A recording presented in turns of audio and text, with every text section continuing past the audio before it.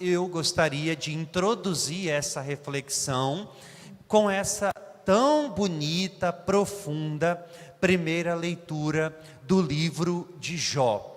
É só um trecho do extraordinário livro de Jó, mas talvez já nos dá um parâmetro de como será a vida deste homem de Deus que se dedica às coisas do alto e se dedica a fazer a vontade de Deus. Talvez, quando se fala de Jó, a única coisa que vem à mente, a maioria de nós, é a virtude de sua paciência. Às vezes a gente até costuma pedir, né? Dai-me a paciência de Jó, sem mesmo a gente entender por que Jó é conhecido desta forma, como este homem paciente. Então, brevemente, Jó era um homem abençoado, de posses, de família e muito temente a Deus, dedicado a fazer integralmente a vontade de Deus.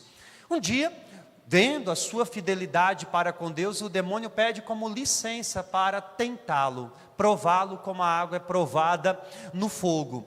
E Deus concede, porque Deus também se admirava com a sua bondade, com a sua paciência e a sua perseverança.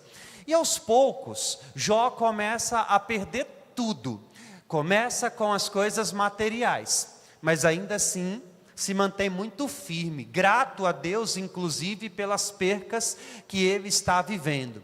Depois destas percas materiais, começa a perder os seus familiares, filhos, esposa, a ponto de perder tudo. Não lhe restou nada. Nesse momento, diante da extrema dor, diante do desespero que ele estava vivendo, do luto, da morte, das percas, daqueles dias difíceis, das noites escuras, Jó tem aquela experiência tão humana, que tantas vezes na vida a gente passa também, desse desespero que se transforma em lamúrias contra o seu próprio Senhor que ele amava. Eu não sei se vocês prestaram atenção na leitura, mas chega a dar dó quando a gente vê este homem falar. Alguém que era tão temente a Deus, tão piedoso, se vê agora nessa condição, e a leitura encerra assim: os meus olhos não voltarão a ver a felicidade. Parece ser uma certeza tão grande que ele tem no coração, de que não existe mais nada de extraordinário que possa acontecer. Se a gente lê o livro inteiro, a gente sabe que o cenário vai mudar, que Jó irá recuperar a sua fé, irá ter o coração voltado para o alto. Mas tem uma coisa nesta leitura, que quando eu estava preparando a homilia, me chamou muito a atenção, foi que Jó, ele vai dando o tempo ao seu sofrimento. Começa de manhã, eu já espero pela noite, a noite vai trazer a dor, o sofrimento. Então, se a gente vai vendo assim, nas entrelinhas desta leitura, a gente vai percebendo que a dor não é apenas um momento de sua vida, ela perpassa toda a sua vida, todo o tempo. Não existe um momento de suavidade, de frescor, não existe algum momento de felicidade. Ele já se deita esperando a tristeza, ele acorda com a tristeza no coração, a angústia, a desolação, enfim.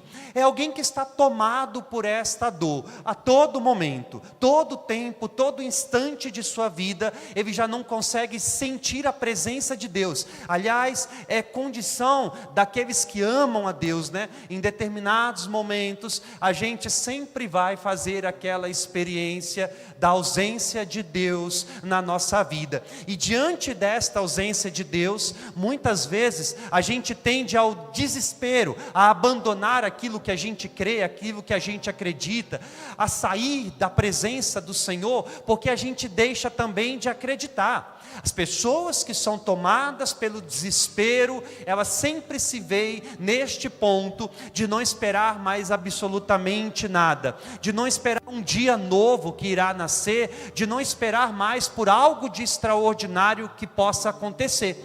Essa era a condição de Jó. Era um homem que antes saboreava daquilo que Deus duvidava ele de sua fé principalmente, mas agora está vivendo esse drama que está consumindo a sua vida, e ele se permite aí falar com Deus aquilo que ele está sentindo no coração. Ele transforma a sua dor, transforma o seu luto em oração, ainda que esta prece seja de revolta mesmo, como tantas vezes a gente faz, né?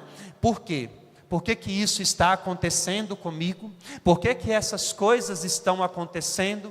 Por que que eu estou vivendo esse drama, essa tristeza que parece que não tem mais fim? A gente não consegue entender essa ausência de Deus que tantas vezes dilacera o nosso coração, nos fere. É como se a gente já não o sentisse mais perto, é como se a gente não sentisse mais a sua mão a nos abençoar. Eu lembrei, quando eu estava preparando a homilia, uma vez o Papa Bento XVI, ele foi visitar aquele campo de concentração na Polônia, de Auschwitz, né? Isso repercutiu muito, a visita do Papa ali, a gente sabe, a história nos conta o que aconteceu ali, o extermínio de milhares de judeus, enfim. Quando o Papa chegou ali, ele disse uma frase que na ocasião ali repercutiu, manchetes inclusive, jornal, revista, que dizia assim: onde estava Deus? Parece ser forte, sabe? É esse drama que tantas vezes a gente vive. Onde está Deus? É aquilo que Jó queria contar através de oração, aquilo que tantas vezes está no nosso coração. Onde tu estás, Senhor?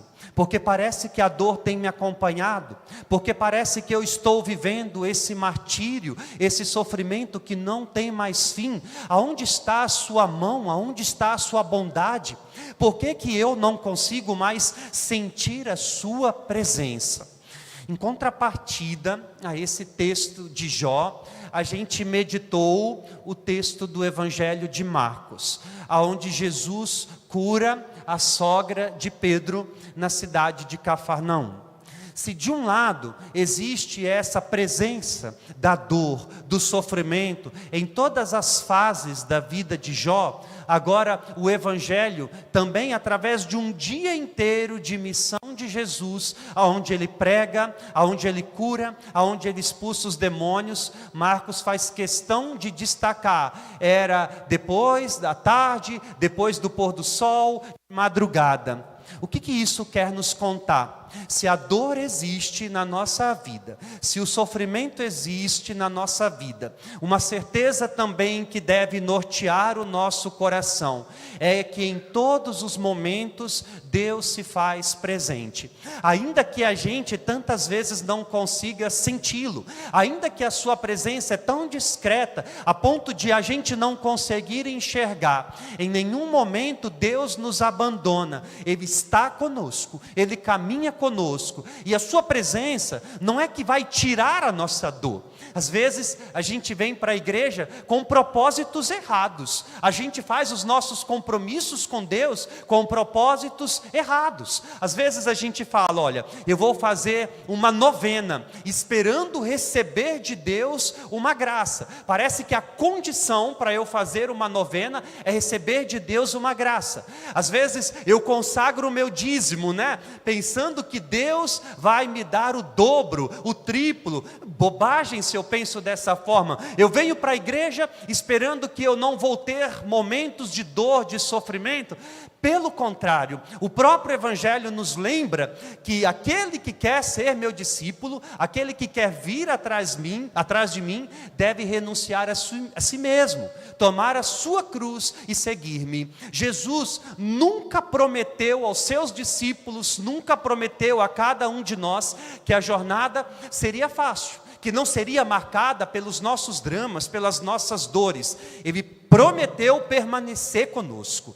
Então, diante de nossas angústias, diante de nossas dores, de nossos sofrimentos, eu estou com vocês sempre. Isso não vai tirar a dor do nosso coração, mas vai ser como uma suavidade, como um bálsamo sobre as nossas feridas. Saber que Deus está, isso é suficiente. Saber que Deus é na nossa vida, que Ele nos cura também, que nos desperta, que nos tira dessa situação que tantas vezes a gente está para nos devolver a vida.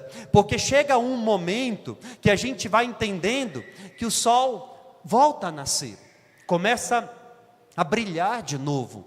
É fruto de quem espera, o dom da esperança. Só tem esperança no coração as pessoas que acreditam em Deus. Quem não acredita em Deus não espera mais em nada. É aquilo de a gente passar por esses dias difíceis, mas com a convicção no nosso coração de que Deus sempre tem o melhor para a nossa vida, de que o extraordinário ainda está para chegar. As pessoas hoje não querem saber disso. Parece ser até um discurso pesado demais. Falar de cruz, falar de dor, falar de sofrimento, de tristezas, é um discurso que as pessoas já não querem mais. Aliás, a gente vê muito isso, né? Hoje em dia se vende curso para ser feliz, curso para ser milionário, né, e tudo mais. As pessoas estão iludidas nisso, sabe? As pessoas querem ficar ricas, milionárias, não querem mais trabalhar, né? Querem viver fazendo investimento, essas coisas todas, e enfim, a gente não quer mais saber dos dramas da nossa vida também. Acordar cedo, trabalhar, sustentar a nossa família, a nossa casa, ver nisso o trabalho como santificação, como uma forma de eu santificar os meus, a minha casa, a minha família, até a criação dos nossos filhos. A gente não quer que os nossos filhos sofram. Por um lado é bom, mas por um outro a gente se esquece. Sabe aquele discurso assim, eu não quero que o meu filho passe as mesmas coisas que eu passei. Às vezes é bom passar. Às vezes é bom ele crescer sabendo que ele não pode tudo. Aquelas coisas, sabe, que antes a gente dava tanto valor. Eu falo isso para vocês, assim, com frequência, porque realmente, assim, é uma coisa que me provoca muito, sabe? Eu acho que vocês que são pais, né, e eu tenho consciência da dificuldade que é criar filhos neste mundo. Às vezes vocês se omitem daquilo que é a responsabilidade de vocês de serem autoridade, sabe? É essa cultura de mimar demais filho, de dar tudo o que quer. Eu não entendo, sabe? Termina um semestre, o caderno está lá branco ainda, não, tem que ter um caderno novo, tem que ter uma mochila nova, tem que ter tudo, está tudo bonzinho, está tudo novo, mas tem que ser tudo novo, porque senão vão falar, e a criança já vai crescendo assim, sabe, com essa ideia de que não vou sofrer nunca, papai e mamãe sempre vai prover e está tudo certo. E é por isso que diante das dores que um dia a gente tem que passar, existe essa revolta. Quando a gente é educado para atravessá-las, a gente tem presente no nosso coração isso. Não, faz parte da minha condição, sou humano, ser humano é marcado pelo sofrimento mesmo, mas eu tenho fé que isso vai passar também, que não vai durar para sempre, então eu me apego nisso. Gente, quando Jesus cura a sogra de Pedro, a gente vê hoje o que vai acontecer muito, vocês podem perceber, Jesus sempre vai curar desta forma. Primeiro, o aproximar-se. Ele não cura ninguém de longe, ele se aproxima. Temos um Deus que se aproxima de nós. Depois, ele toca para poder curar. O toque de Deus, o toque que transforma, que devolve a vida.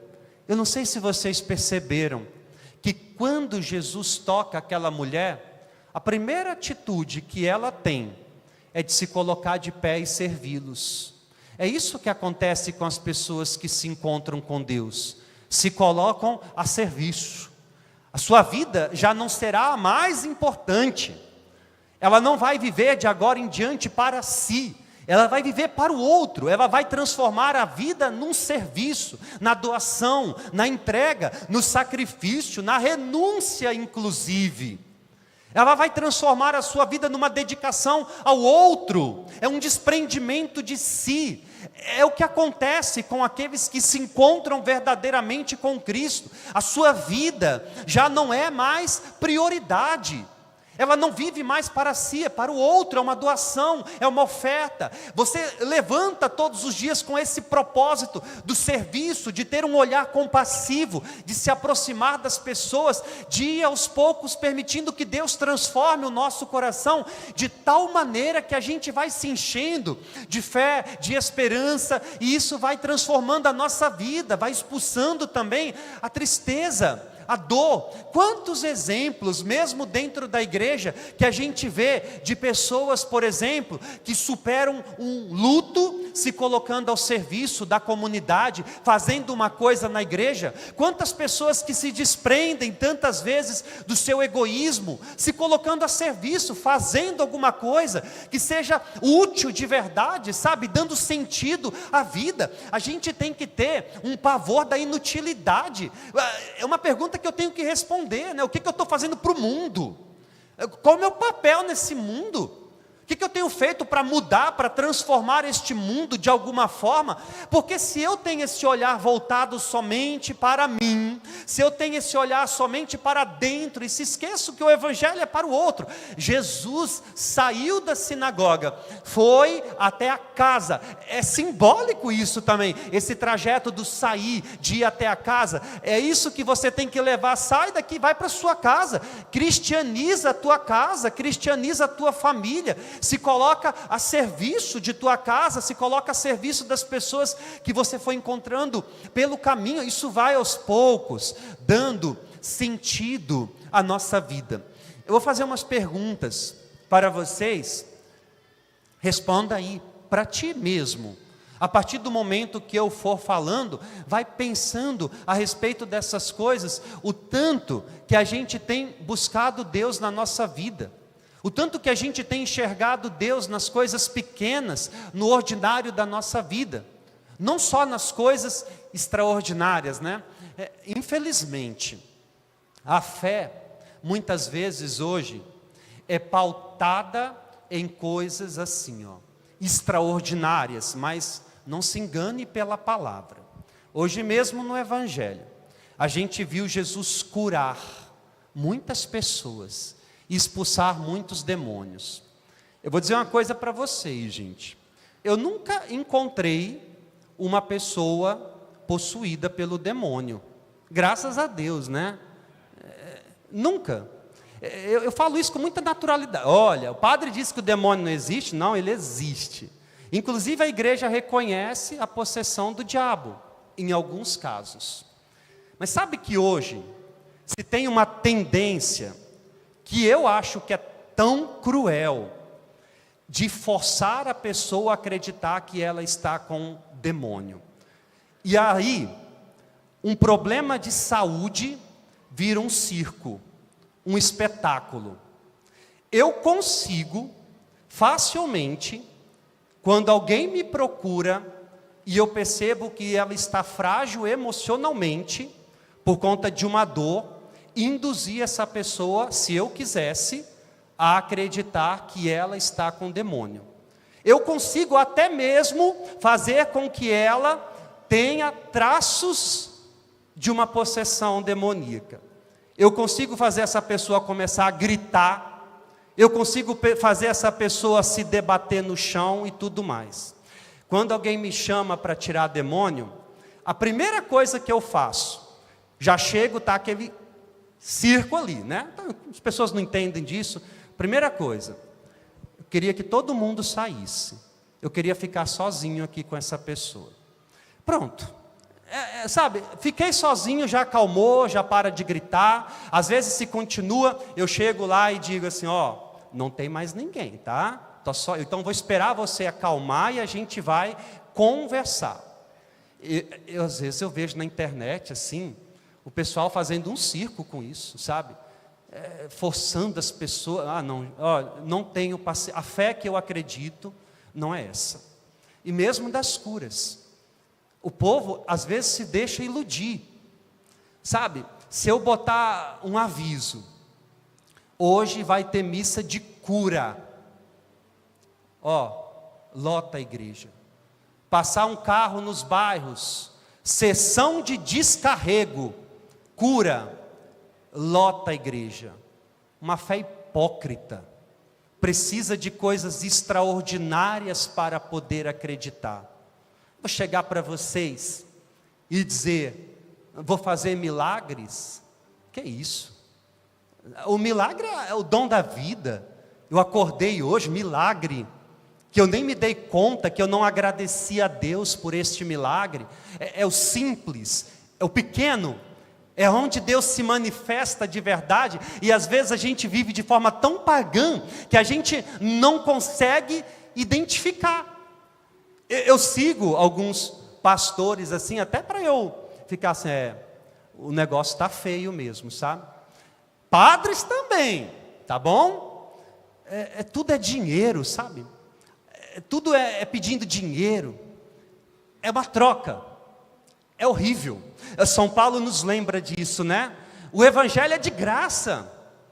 Eu sei, gente, pelo amor de Deus, que existe o nosso compromisso como cristão, do dízimo, da oferta, é bíblico, a igreja precisa sobreviver também, pagar a conta de luz, pagar os funcionários. Às vezes as pessoas pensam que os funcionários é gratuito, né? Não, é carteira assinada, tem que pagar os funcionários, tem que manter os padres. Uma coisa que a gente tem que enaltecer, existe um acordo entre o Brasil e o Vaticano, desde 2008, mas já existia antes, que padre nenhum tem vínculo trabalhista com a igreja. Então nunca vocês vão ver um padre colocando a igreja na justiça, porque não pode, ele é impedido. A gente não tem carteira assinada, não tem nada. Isso é uma coisa de se elogiar da nossa igreja, né? Quando Dom Vital me transferir, o que tiver dentro do meu quarto, as minhas roupas, só as minhas roupas mesmo, eu vou levar embora. O carro que eu tenho, um carro bom. Eu não, a paróquia, uma Toro, que a gente precisa de um carro traçado, mas sabe para quê? Para ir celebrar a missa nas comunidades da roça, que eu vou chegar lá, a oferta da missa vai dar 10, 20 reais, eu não vou por causa da oferta lá, não vou por causa das 4, 5 pessoas que participam lá da igreja, e eu preciso desse carro, mas quando eu for embora, o carro vai ficar aí, para o outro padre, a cama que eu durmo vai ficar aí, para o outro padre. Aliás, a primeira coisa que eu vou fazer, antes de sair da casa paroquial, é ceder o quarto melhor lá da casa paroquial para o padre que vem. Pode ficar aí, né? Estou indo embora, o quarto agora é seu. O evangelho, ele precisa ser pregado como uma obrigação. Ele não é uma troca. E às vezes a gente quer fazer troca com Deus, a gente quer cambiar com Deus, e a gente não pode. A graça de Deus, ela é dom, é gratuita, e a gente tem que enxergar a presença de Deus na nossa vida, enxergar os sinais de Deus, mas para isso se faz necessário um coração sensível, um coração dócil. É como eu ia dizer para vocês, as perguntas, vai respondendo. Olha, às vezes a gente tem vergonha da nossa fé, a gente tem vergonha daquilo que a gente crê, daquilo que a gente acredita. Você reza antes de comer? Agradece a Deus pelo alimento? Ou não, nem um sinalzinho da cruz? Ou talvez você está num ambiente hostil àquilo que você acredita, você tem vergonha disso. Você reza quando você acorda, ou a primeira coisa que você faz é pegar o seu telefone? Você reza quando você vai dormir para agradecer a Deus, faz um exame de consciência, ou não? Dorme como um pagão, dorme com a TV ligada, muito barulho. Reza, você tem os seus momentos de oração. Quanto tempo faz que você não confessa? Ou talvez está deixando-se levar. Eu me confesso direto para Deus, né? Que coisa maravilhosa, né? Tão fácil confessar direto para Deus. Cadê a humilhação? Às vezes a gente tem que fazer essa experiência de se humilhar diante de Deus mesmo, sabe? A experiência de Paulo de Tarso, a caminho de Damasco, cheio de orgulho dentro do seu coração, mas que experimenta a queda, vai ao chão, é fazer essa experiência da queda mesmo, de se colocar, eu sou frágil, pecador, e eu preciso do teu perdão. Quanto tempo que você não confessa? Quanto tempo faz que você não reúne a sua família para rezar um terço? É 20 minutos o terço, é só 20 minutos de uma semana, 20 minutos. Você passa 1 hora sem perceber, vendo memes no Instagram, vendo séries, jogando. Quanto tempo faz que você não reúne sua família para ler a palavra de Deus, um capítulo da Bíblia por semana? Quanto tempo faz? A gente vive como pagãos. A gente não se dá conta de que caminhamos aos poucos para um abismo. E aí a gente começa a sentir a ausência de Deus. A gente deixa de pensar em Deus. A gente deixa de pensar em Deus antes de cometer os nossos erros, os nossos pecados. A nossa consciência, ela vai deixando de nos acusar. A missa dominical. Faltar missa de domingo é pecado grave, vocês sabiam disso, ou não se finjam de bestas. Vocês sabem disso. Faltar missa dia de domingo é pecado grave. Deus, Ele deseja se fazer presente o dia inteiro na nossa vida, a todo momento, nas coisas simples, nas coisas pequenas. Pode ter certeza que quando você ter esse coração mais sensível, você vai conseguir enxergar a sua presença, mesmo diante da dor, do sofrimento. Você pode estar sofrendo, mas você vai conseguir enxergar, Deus está aqui comigo. Ele se faz presente agora, nesse momento. Está aqui, sopra no meu ouvido, fala comigo. Deus se faz presente desde o amanhecer até o pôr do sol. Ele está, Ele permanece, mesmo diante das nossas dores.